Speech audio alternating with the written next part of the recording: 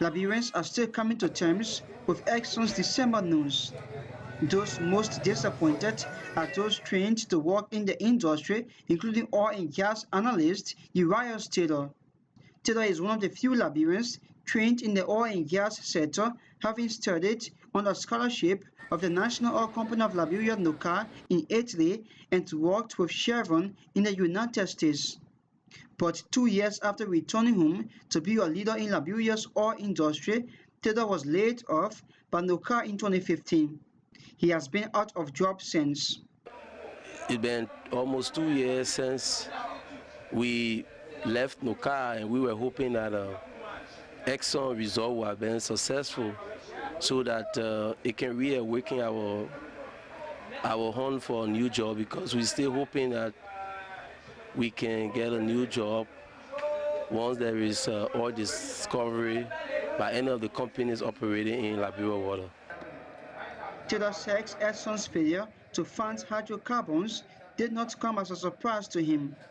Drilling one hole is not enough in a complicated geographical region like the West African coast, he says.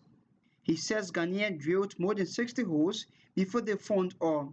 When it comes to making any discovery, we have a 13% chance, 13 to 16% chance of success. So it means that if a company drill, you almost show that they're not going to make any big discovery, because we are in a play that is being posing more challenge for the scientists and people involved in the interpretation of the data. Taylor says oil is not lost for Liberia. He says the country has big offshore areas which have not been explored and believes if they are explored and put up for lease, more companies could come to Liberia. While oil prices are low, exploration costs are also lower. Exxon's decision to leave its Liberian oil well comes at a time when the Liberian economy is visibly crumbling. The decline of the oil industry is another blow. The industry contributed as much as 20% of the Liberian government's budget 5 years ago when multi-million-dollar exploration deals were struck. But with no known deals and no oil pumping, Liberians will not see a direct impact yet, says leading oil expert Elizabeth Mitchell, speaking by Skype from London. I think it's unlikely that the immediate effect will be great, in the sense that they were at the early exploration phase of the project, and so although they may have been buying some local food and supplies, they were not generating revenues which would have been going to the government, and there were not very many jobs and much local content.